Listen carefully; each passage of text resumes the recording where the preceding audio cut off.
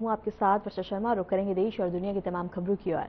बिहार विधानसभा चुनाव में BJP NDA की जीत सुनिश्चित करने के लिए महिला कार्यकर्ता पूरे समर्पण और ऊर्जा के साथ जुटी हुई हैं। चुनाव अभियान में उनकी सक्रिय भागीदारी लोकतंत्र की और सशक्त बना रही है। इसी क्रम में प्रधानमंत्री मोदी दोपहर को बता दें कि मेरा बूथ सबसे मजबूत महिला संवाद कार्यक्रम में मातृशक्ति से संवाद करेंगे, जहां कई अहम मुद्दों पर जोर देते हुए नजर आएंगे। बिहार चुनाव में बता दें कि जुटी मातृशक्ति, जहां एनडीए की जीत का संकल्प लिया गया है।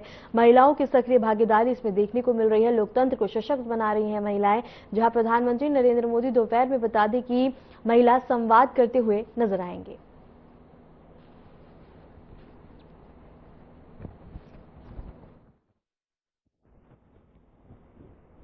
और इसके साथ ही बता दें कि प्रधानमंत्री नरेंद्र मोदी महिला संवाद करेंगे, जहां महिला सशक्तिकरण पर जोर दिया जाएगा। और इस दौरान बता दें कि एनडीए की जीत का संकल्प लिया गया है, जहां एक और बिहार विधानसभा का बिगुल बज चुका है, तो वहीं दूसरी ओर बता दें कि मातृशक्ति का भी संकल्प देखने को मिल रहा है।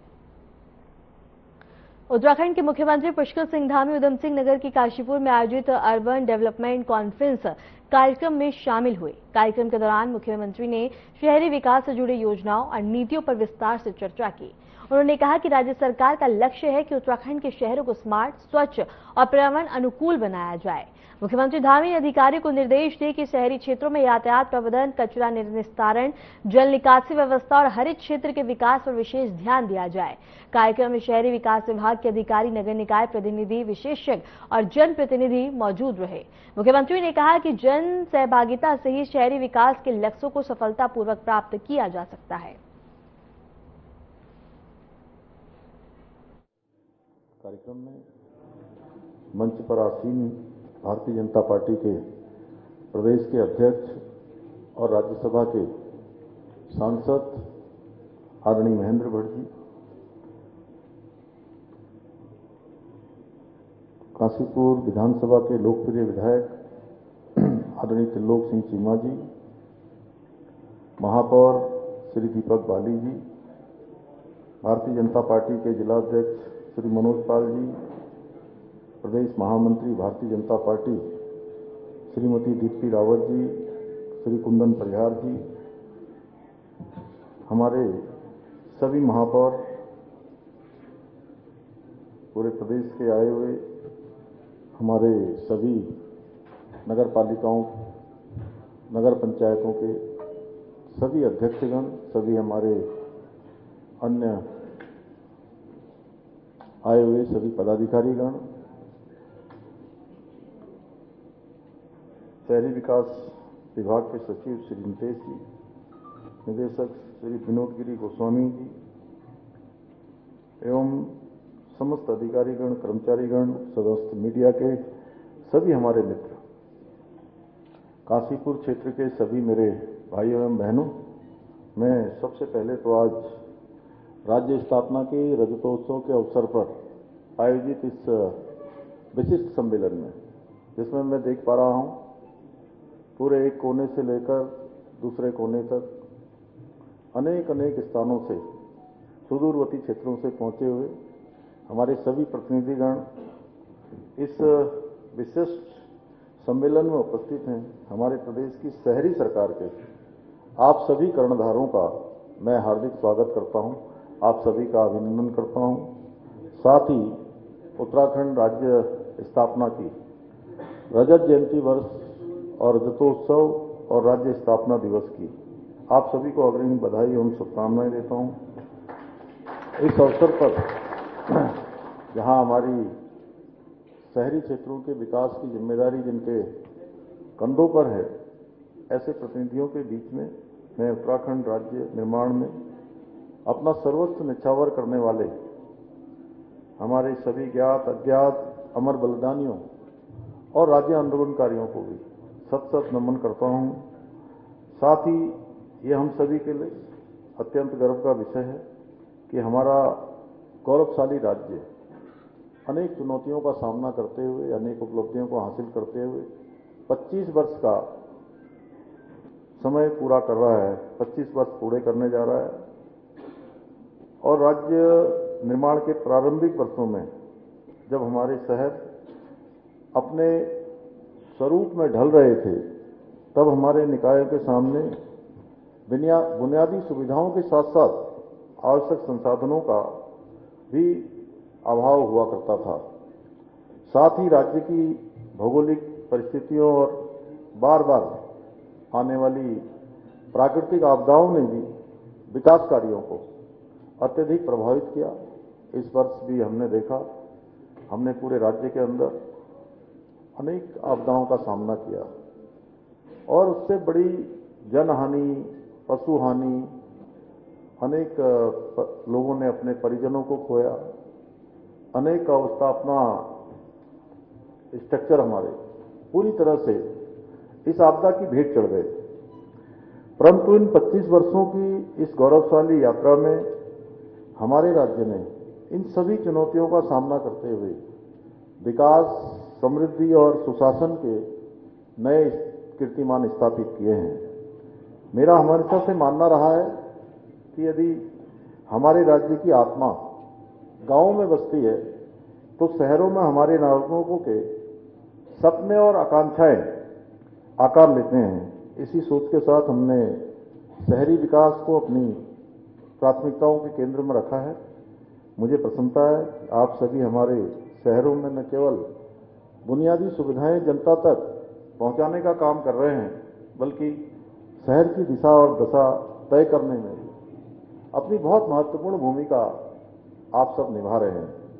आपके निरंतर प्रयासों और समर्पण के कारण ही आज हमारे नगर स्वच्छता, सड़क व्यवस्था, पेयजल आपूर्ति, जन कल्याण जैसे अनेक क्षेत्रों में आज प्रगति निरंतर कर रहे हैं। मैं इन सभी उत्कृष्ट कार्यों के लिए, जिसमें आप सभी सहभागी हैं, सम्मिलित हैं और आपका सराहनीय योगदान है, उसके लिए आप सबको बधाई देता हूं और आशा करता हूं कि आगे भी आप इसी प्रकार से, इसी निष्ठा से, इसी समर्पण से, इसी जनसेवा के भाव से इन सेवा के कार्यों का, अपने दायित्वों को आगे बढ़ाते रहेंगे। भाइयों बहनों, पिछले 25 वर्षों में उत्तराखंड का स्वरूप तेजी से बदला है।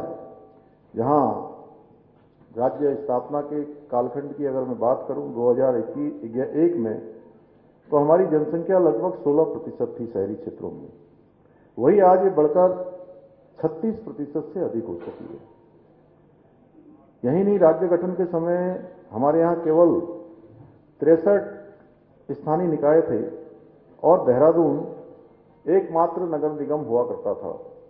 लेकिन आज हमारे राज्य में 160 नगरीय निकाय और 11 नगर निगम हमारे शहरों के विकास और नागरिकों को बेहतर सुविधाएं उपलब्ध कराने के लिए निरंतर आप सबके मार्गदर्शन में, आप सबके नेतृत्व में काम कर रहे हैं।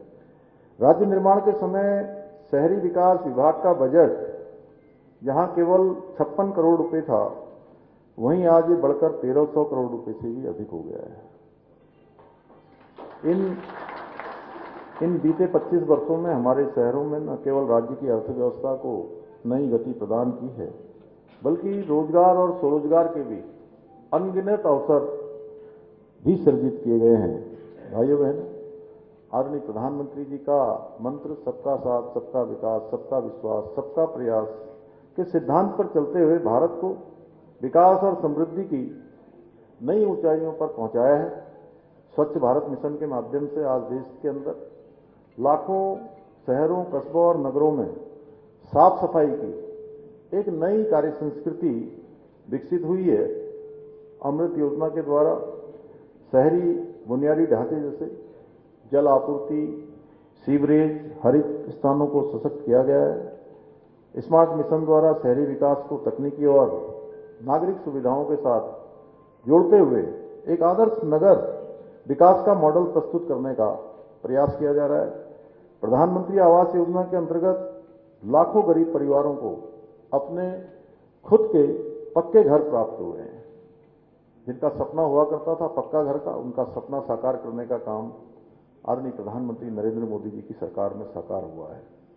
आदरणीय प्रधानमंत्री जी के मार्गदर्शन और उनके सहयोग से उत्तराखंड के विकास को भी एक नई दिशा देने के लिए निरंतर कार्य किया जा रहा है। जहां एक और स्वच्छ भारत मिशन के अंतर्गत प्रत्येक नगर में ठोस कचरा प्रबंधन, सफाई व्यवस्था को सुदृढ़ किया जा रहा है, वहीं स्मार्ट सिटी मिशन, प्रधानमंत्री स्वनिधि योजना, प्रधानमंत्री आवास योजना, अमृत मिशन, खुले में शौच मुक्त अभियान और लीगेसी वेस्ट प्रबंधन जैसी विभिन्न जल कल्याणकारी योजनाओं का लाभ उत्तराखंड के प्रत्येक नागरिक को देने का प्रयास किया जा रहा है।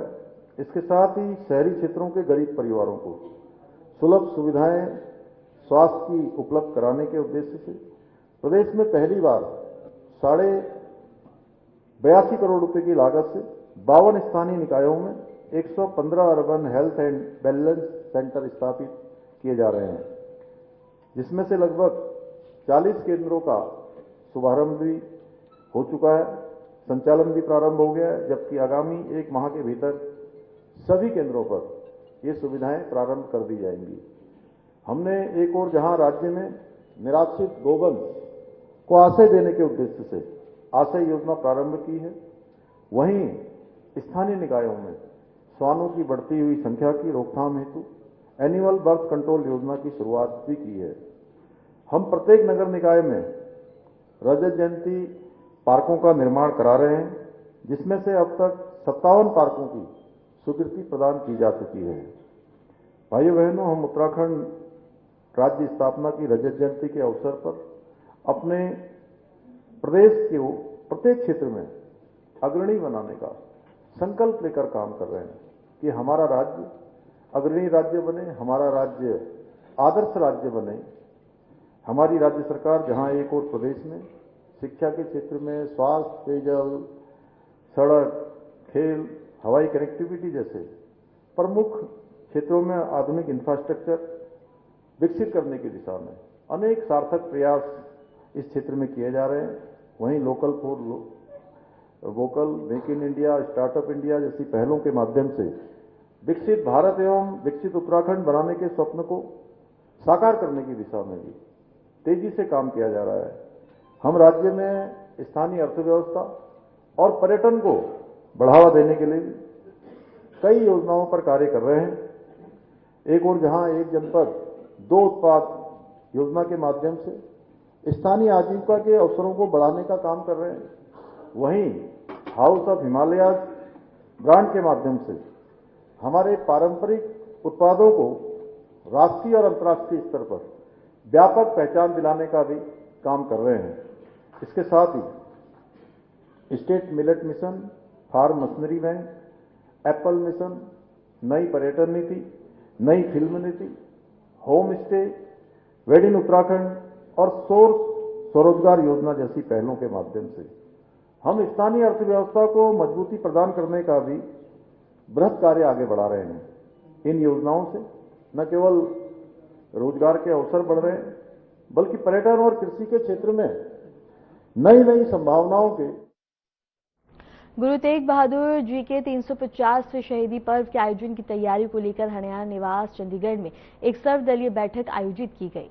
बैठक में मुख्यमंत्री नायब सिंह सैनी, कैबिनेट मंत्री अनिल विज, भाजपा प्रदेश अध्यक्ष मोहन लाल बड़ौली, विपक्ष के नेता भूपेंद्र सिंह हुड्डा और कांग्रेस प्रदेश अध्यक्ष राव नरेंद्र सिंह सहित विभिन्न दलों के वरिष्ठ नेता मौजूद रहे। बैठक में सभी नेताओं ने इस ऐतिहासिक पर्व को सामाजिक एकता, सद्भाव और बलिदान की भावना के साथ मनाने का संकल्प लिया। मुख्यमंत्री ने कहा कि गुरु तेग बहादुर जी का बलिदान पूरी मानवता के लिए प्रेरणा स्रोत है और उनके उपदेश आज भी समाज को मार्गदर्शन देते हैं। सरकार ने घोषणा की है कि शहीदी पर्व को राज्य भर में भव्य रूप से मनाया जाएगा, जिसमें धार्मिक, सांस्कृतिक और सामाजिक कार्यक्रमों का आयोजन किया जाएगा।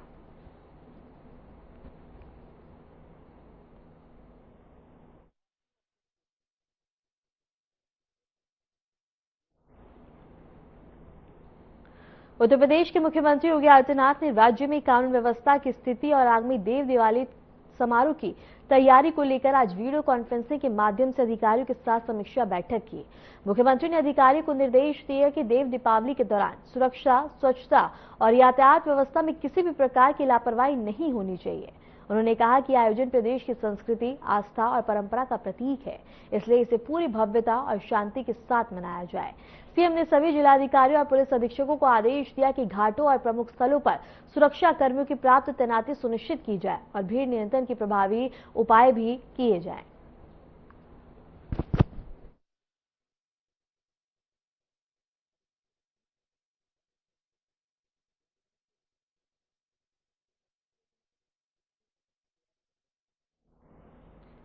राजस्थान के मुख्यमंत्री भजन लाल शर्मा ने जयपुर में यातायात एवं सड़क सुरक्षा को लेकर उच्च स्तरीय बैठक की अध्यक्षता की। बैठक में सड़कों की सुरक्षा व्यवस्था को मजबूत करने और दुर्घटनाओं की संख्या में कमी लाने के लिए प्रभावी रणनीतियों पर विस्तार से चर्चा की। मुख्यमंत्री ने अधिकारियों को निर्देश दिया कि राज्य भर में सड़क सुरक्षा के प्रति जागरूकता अभियान चलाया जाए और ब्लैक स्पॉट्स की पहचान कर सुधार किए जाएं। उन्होंने कहा कि सड़क सुरक्षा सिर्फ प्रशासन की नहीं बल्कि सभी नागरिकों की सामूहिक जिम्मेदारी है। बैठक में परिवहन मंत्री, पुलिस महानिदेशक, लोक निर्माण विभाग के वरिष्ठ अधिकारी और यातायात विशेषज्ञ मौजूद रहे। मुख्यमंत्री ने यह भी निर्देश दिया कि सीसीटीवी कैमरों, ट्रैफिक कंट्रोल सिस्टम और आपातकालीन सेवाओं को और अधिक सशक्त बनाया जाए ताकि हादसों की रोकथाम और राहत कार्य समय पर हो सके।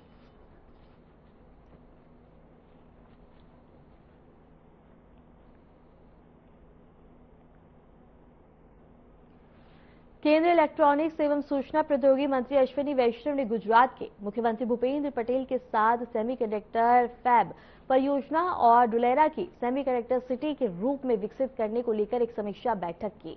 बैठक में बता दें कि निर्माण क्षेत्र में गुजरात की संभावनाओं, निवेश आकर्षण और बुनियादी ढांचे के विकास पर विस्तार से चर्चा हुई। केंद्रीय मंत्री ने कहा कि भारत वैश्विक उद्योग में तेजी से उभर रहा है और गुजरात इसमें एक प्रमुख केंद्र बनने की दिशा में अग्रसर है। बैठक में उच्च स्तरीय अधिकारी और तकनीकी विशेषज्ञ भी मौजूद रहे।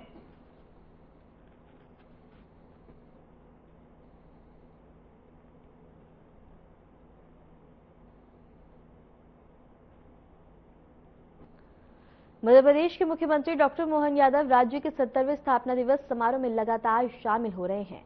बता दें कि मध्य प्रदेश थीम के तहत राजधानी भोपाल में आयोजित संगीत और सांस्कृतिक कार्यक्रम में मुख्यमंत्री ने भाग लिया और कलाकारों का उत्साहवर्धन किया।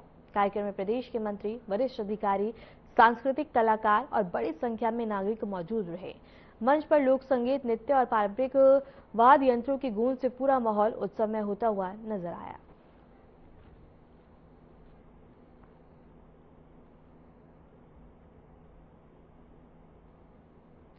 भारतीय जनता पार्टी के राष्ट्रीय अध्यक्ष और केंद्रीय मंत्री जेपी नड्डा ने भाजपा महासचिवों की बैठक की अध्यक्षता की। बैठक में संगठनात्मक मुद्दे, आगामी चुनावी रणनीतियों और पार्टी की विभिन्न योजनाओं की समीक्षा की गई। सूत्रों के अनुसार नड्डा ने सभी महासचिवों को बूथ स्तर तक पार्टी की पहुंच मजबूत करने और जनसंपर्क अभियानों को गति देने के निर्देश दिए। बैठक में केंद्रीय संगठन महामंत्री बीएल संतोष सहित पार्टी के वरिष्ठ पदाधिकारी भी मौजूद रहे।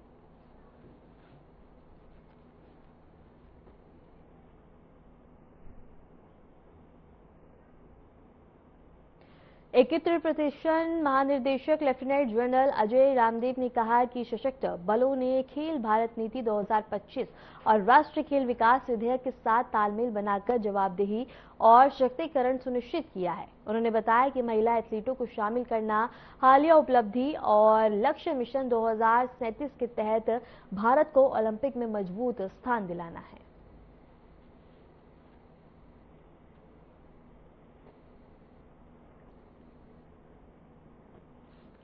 राघोपुर विधानसभा सीट से राष्ट्रीय जनता दल उम्मीदवार तेजस्वी यादव ने किसानों के लिए बड़ी घोषणा की है। उन्होंने कहा कि अगर उनकी सरकार बनी तो धान पर न्यूनतम समर्थन मूल्य के अतिरिक्त 300 रुपए प्रति क्विंटल और गेहूं पर 400 रुपए प्रति क्विंटल बोनस दिया जाएगा। तेजस्वी यादव ने यह भी ऐलान किया कि राज्य में किसानों को सिंचाई के लिए बिजली मुफ्त में उपलब्ध कराई जाएगी। उन्होंने कहा कि राज्य सरकार किसानों की आय बढ़ाने और कृषि को लाभदायक बनाने के लिए ठोस कदम उठाएगी। चुनाव सभा के दौरान तेजस्वी यादव ने कहा कि बिहार की अर्थव्यवस्था कृषि पर आधारित है और किसानों की समृद्धि की राज्य के विकास की असली कुंजी है। धान का अतिरिक्त 300 रुपया एमएसपी के अतिरिक्त और गेहूं का एमएसपी के अतिरिक्त 400 रुपया जो है प्रति क्विंटल हम लोग जो है करेंगे। साथ ही साथ राज्य में जो किसान हैं, सिंचाई जो करते हैं, इरिगेशन का आप जानते हैं जो काम जो होता है, बिजली लगता है, बिजली जो है महंगा है बिहार में। देश में सबसे महंगा बिजली है तो बिहार में। तो जो भी हमारे किसान जो सिंचाई के लिए बिजली जो इस्तेमाल करते हैं, सिंचाई के लिए उन किसानों को बिजली मुफ्त में हम लोग दिलवाने का काम करेंगे। तो ये बड़ी बात है और इससे किसानों को जो है भारी राहत जो है मिलेगा। इंदौर के सिरमौर थाना क्षेत्र के घाट पे एक दर्दनाक बस हादसा हुआ है। यात्रियों से भरी बस खाई में गिरने से 3 लोगों की मौत हो गई, जबकि कई यात्री घायल हुए हैं। हादसे की जानकारी मिलते ही पुलिस और बचाव दल मौके पर पहुंचे और राहत बचाव कार्य शुरू किया है। घायलों को नजदीकी अस्पताल में भर्ती करवाया गया, जहां उनका इलाज जारी है। बताया जा रहा है कि बस का नियंत्रण खोने के बाद यह पूरी घटना हुई है। और इसके साथ ही बता दें कि मध्य प्रदेश के मुख्यमंत्री मोहन यादव ने भी इस पूरी घटना पर शोक संवेदनाएं सोशल मीडिया प्लेटफॉर्म पर साझा की हैं, जहां उन्होंने बता दें कि गहरा शोक संवेदनाएं व्यक्त करते हुए इंदौर और मुंह के बीच बस पलटने से हुई दुर्घटना में बता दें कि और सहायता राशि प्रदान करने और घायलों का निःशुल्क उपचार करने के निर्देश दिए। ईश्वर से दिवंगत आत्माओं की शांति और घायलों के शीघ्र स्वस्थ लाभ की प्रार्थना भी की गई है।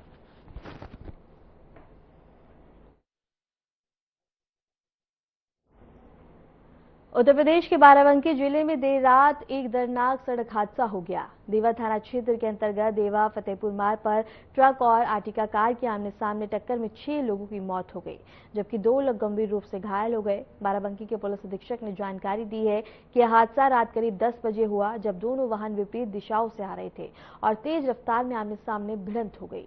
टक्कर इतनी जबरदस्त थी कि कार के परखच्चे उड़ गए। हादसे में कार सवार 8 लोग गंभीर रूप से घायल हुए हैं, जिनमें से 6 की मौके पर ही दर्दनाक मौत हो गई। इनमें 5 पुरुष और 1 महिला शामिल है। 2 घायलों को नजदीकी अस्पताल में भर्ती करवाया गया, जहां उनका उपचार चल रहा है। घटना की जानकारी मिलते ही पुलिस टीम मौके पर पहुंची और शवों को पोस्टमार्टम के लिए भेज दिया है। पुलिस ने ट्रक को कब्जे में लेकर आगे की कार्रवाई शुरू कर दी है।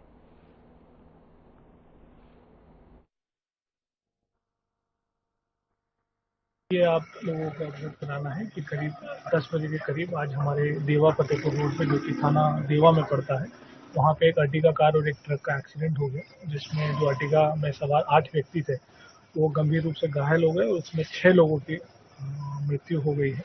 इसमें 5 पुरुष हैं और 1 महिला है और 2 लोगों जो घायल थे उनको बेहतर इलाज के लिए हायर सेंटर रेफर किया गया है। अभी तक की जो जानकारी हुई है उसमें ये ज्ञात हुआ है कि ये जो गाड़ी में अर्टिगा गाड़ी में जो व्यक्ति थे ये लोग फतेहपुर थाना क्षेत्र के रहने वाले हैं और आज गाड़ी बुक करके बिठूर गए थे और अभी अपने घर फतेहपुर लौट रहे थे। जो गाड़ी मालिक हैं वो भी फतेहपुर के रहने वाले हैं और जो उनके ड्राइवर हैं वो मोहम्मदपुर खाला हमारे यहाँ ही पड़ता है, वो उस थाना क्षेत्र के रहने वाले हैं। 6 लोगों की इसमें अभी मृत्यु हो गई है और 2 लोग अभी उपचार के लिए हायर सेंटर रेफर हैं और ये भी ऐसा हुआ है, अभी तक जांच में पता चला है। दोनों गाड़ी अलग अलग डायरेक्शन में आ रही थी और आमने सामने।